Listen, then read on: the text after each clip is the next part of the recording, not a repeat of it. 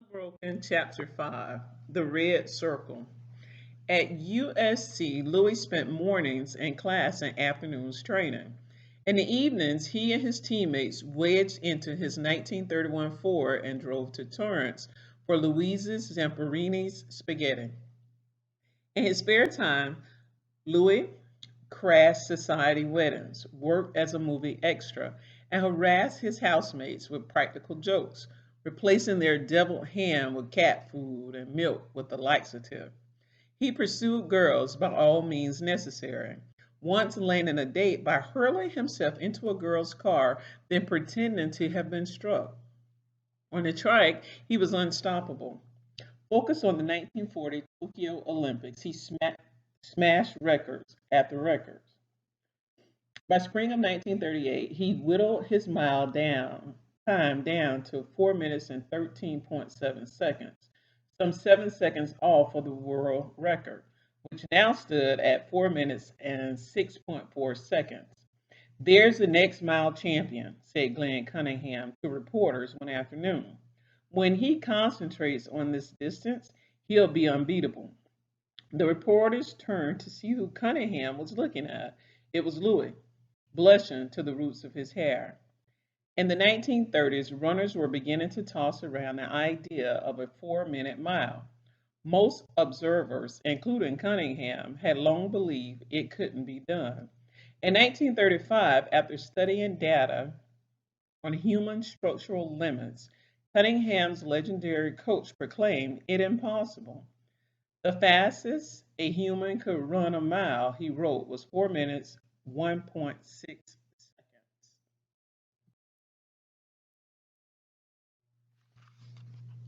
Pete disagreed. He was certain Louis had a 4 minute mile in him. Louis had always laughed this off, but in May of 1938 he reconsidered. His coach forbade him to run hills in the mistaken belief it would damage his heart, but Louis didn't buy the warnings. Every night he climbed the Los Angeles Coliseum fence and ran the stairs until his legs went numb. By June, his body was humming, capable of speed and stamina beyond anything he'd ever known. He began to think Pete was right, and he wasn't alone. Running experts published articles suggesting Louis could be the first 4 minute man. Even Cunningham agreed. In June, Louis arrived at the National Collegiate Athletic Association NCAA championship in Minneapolis, gushing with confidence. He babbled to everyone about his training, his strategy, and how he was gunning for 4 minutes. Word spread that Louis was primed for an epic performance. On the night before the race, a coach visited Louis, his face grim. He said other coaches were ordering their runners to injure Louis. Louis dismissed him, certain no one would do such a thing. He was wrong. Halfway through the race, just as Louis was about to take the lead, several runners shouldered in around him, boxing him in. The man beside him swerved and stumped on his toe, impaling Louis' toe with his spike. Then the man in front kicked back, cutting Louis' shins. A third man elbowed Louis' chest so hard he cracked Louis' rib. The crowd gasped. Bleeding and in pain, Louis was trapped. For a lap and a half, he ran in the clutter of men, restraining his stride to avoid running into the man ahead. At last, nearing the final turn, he saw a tiny gap. He burst through, sprinting to the lead, and with his shins streaming blood and his chest aching, won easily. He slowed to a halt, bitter and frustrated. When his coach asked him how fast he thought he'd gone, he said he couldn't have beaten 4 minutes and 20 seconds.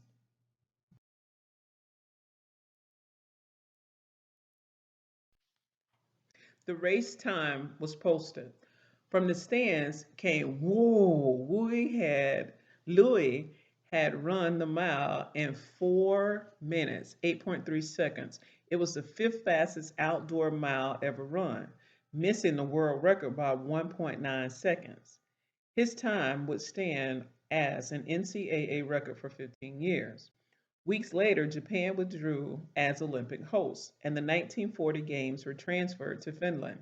Louis rolled on, winning every race in the 1939 school season. In early 1940 indoor mile against America's best runners, he was magnificent, twice beating Cunningham and getting progressively faster.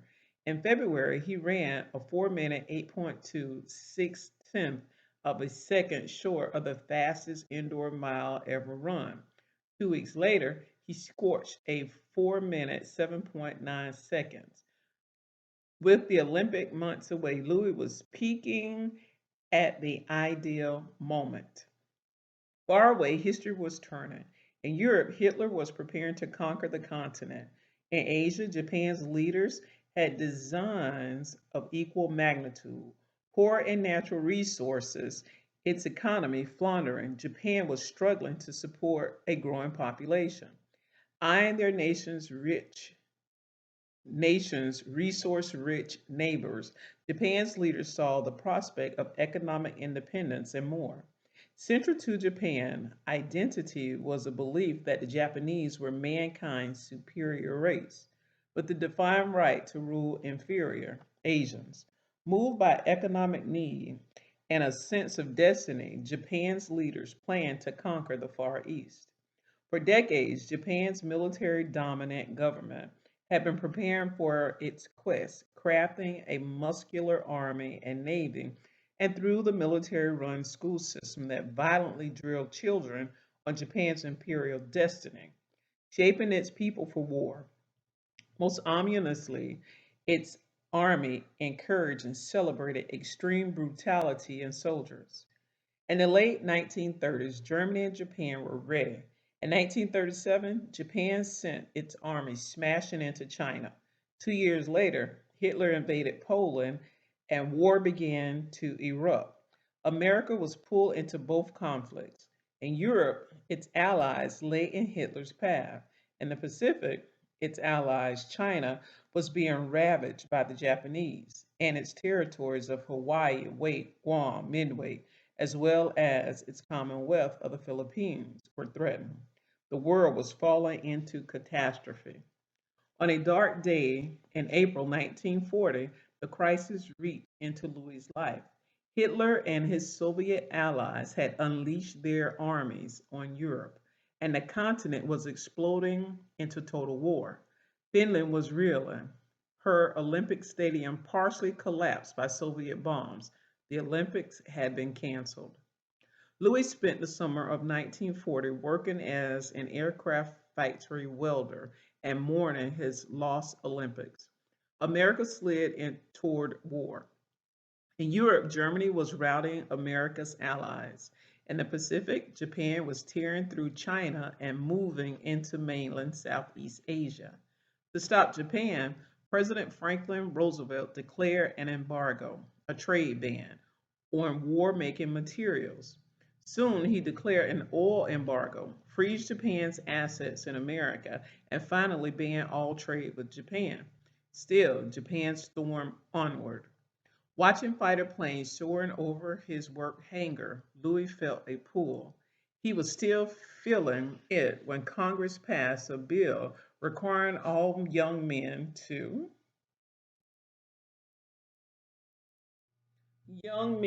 register for the military draft.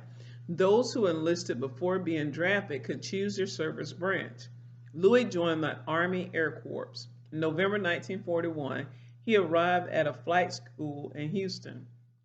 The Air Corps was making him a bombardier. Early on a Sunday morning, a few weeks later, a pilot guided a small plane over the Pacific. Below, a dark sea gave way to a strand of whites, waves splashing Hawaii's Oahu Island. Below, Pearl Harbor, headquarters of the United States Pacific Fleet, was beginning to stir. At Hickman Field, soldiers were washing a car. At the officers' club, men were wrapping up a poker game. In a barracks, two men were having a pillow fight. Outside, a sergeant was peering through a camera lens at his son. Many soldiers were sleeping in the warships swaying in the harbor. On the deck of the USS Arizona, men were assembling to raise flags, a Sunday morning tradition. Far above them, the pilot sent a flare skidding green across the sky. Behind him, 180 warplanes emblazoned with Japan's red circle emblem, dove for Pearl Harbor. On the Arizona, the men looked up. In the barracks, one of the men in the pillow fight suddenly collapsed. He was dead, a 3-inch hole blown through his neck.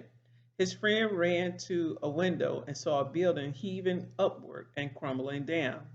A diver bomber had crashed straight into it. There were red circles on its wing. In Texas, Louis was in a theater watching a matinee. The screen went blank.